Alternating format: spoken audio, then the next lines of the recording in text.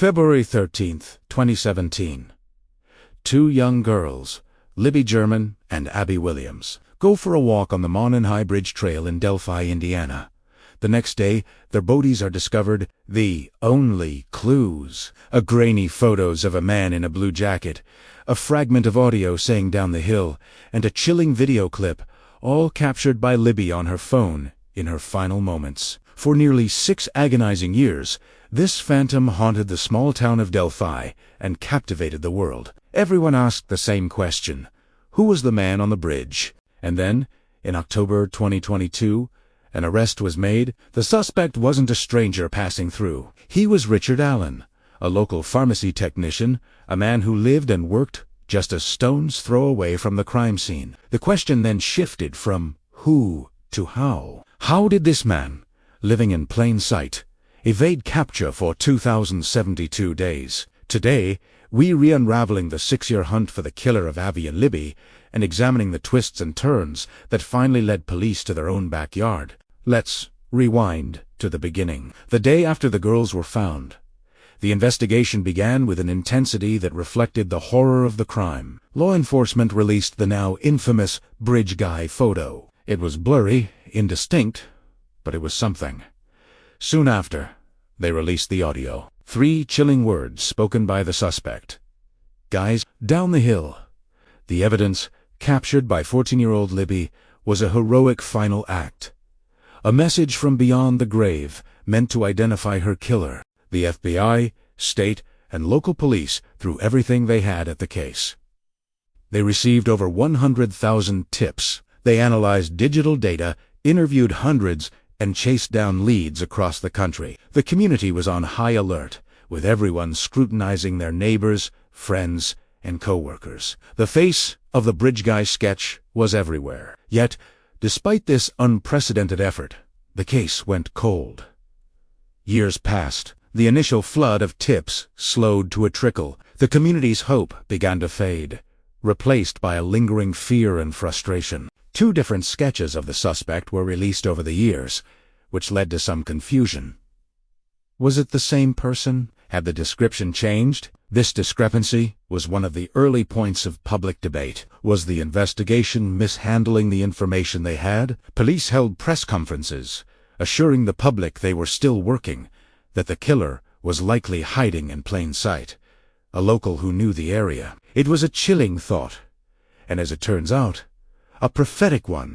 The families of Abby and Libby, meanwhile, endured the unimaginable, tirelessly advocating for justice and keeping the girls' memories alive. They became the public face of the case, their strength and perseverance inspiring millions. So, what was happening behind the scenes during those long, silent years? The investigation, it turns out, was a complex web of forensic analysis and old-fashioned police work. One of the most critical pieces of evidence was an unspent .40 caliber bullet found between the girls' bodies. Ballistics is like a firearm's fingerprint. Police knew if they could find the gun that this bullet was cycled through, they would find their suspect. This bullet became a silent witness, a key waiting for the right lock. The problem was, they didn't have the gun. They had to patiently build a case, collecting and cross-referencing thousands of pieces of information, waiting for that one crucial link, that one tip that would break the case wide open. This is where the story takes a stunning turn. The man who would eventually be charged, Richard Allen, was actually interviewed by police just weeks after the murders. In 2017, he admitted to being on the bridge that day, but claimed he saw 3 girls and then left. At the time, police apparently accepted his story and moved on.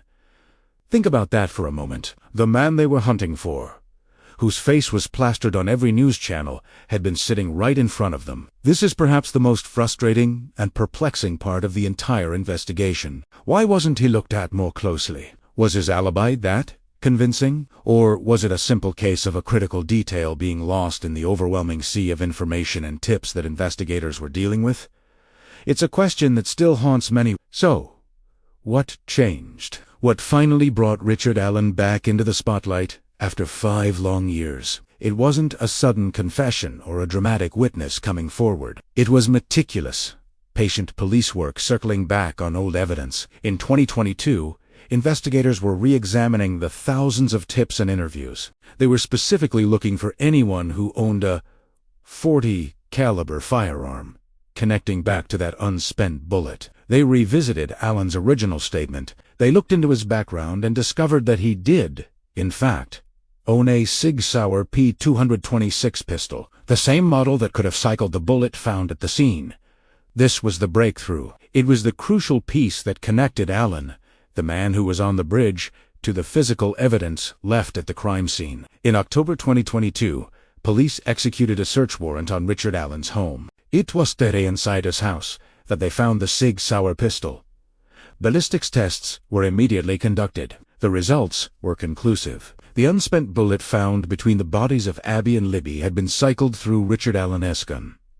The lock had finally found its key. After 2,072 days of searching, of dead ends, of public pleas and private grief, investigators had their man. The bridge guy, who had lived freely just a mile from the crime scene, working a regular job, was finally in custody. The news of the arrest sent shockwaves through Delphi and the world. There was relief, but also profound shock and a deep sense of unease. The monster wasn't an outsider.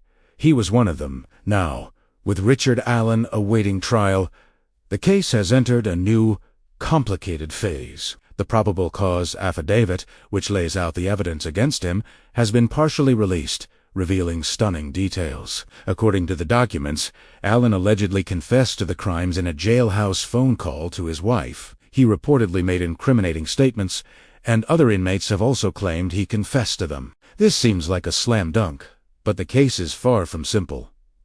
Allen's defense team has pushed back hard. They have argued that his confession was coerced or a result of his deteriorating mental state in custody. They've also proposed a shocking, alternative theory, pointing the finger at a different group of individuals and suggesting a ritualistic cult-like motive for the killings, claiming the crime scene was staged. This alternative theory has turned the pretrial proceedings into a legal firestorm. The defense claims that crucial evidence pointing to other suspects was ignored or suppressed by the original investigators. They allege that the focus on Allen is a mistake and that the real perpetrators are still out there. This has created a case within a case, forcing the public and the courts to reevaluate everything they thought they knew. Is Richard Allen the lone killer who slipped through the cracks for 6 years, or is he a convenient scapegoat in a much larger, more sinister plot? The prosecution stands firm, stating the evidence, particularly the ballistics match and the confession, points squarely at Allen.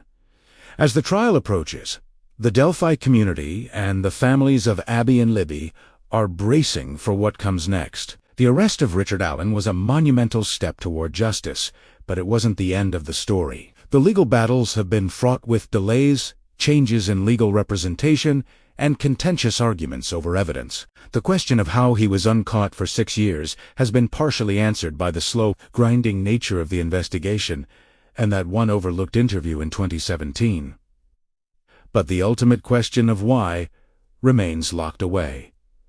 Why did this happen? What was the motive? These are the answers that a trial will hopefully provide. The journey to justice has been long and painful, but for Abby and Libby, the fight continues. Their legacy is not just in the tragedy of their deaths, but in the heroism of Libby's final actions and the unwavering strength of their families, who have ensured that they will never be forgotten. Thank you so much for watching. The story of Abby and Libby is a powerful reminder of the importance of community and perseverance in the face of unspeakable tragedy. If this story touched you, please consider subscribing to the channel for more deep dives into cases that matter. Hit that like button and share your thoughts respectfully in the comments below. We'll see you in the next video.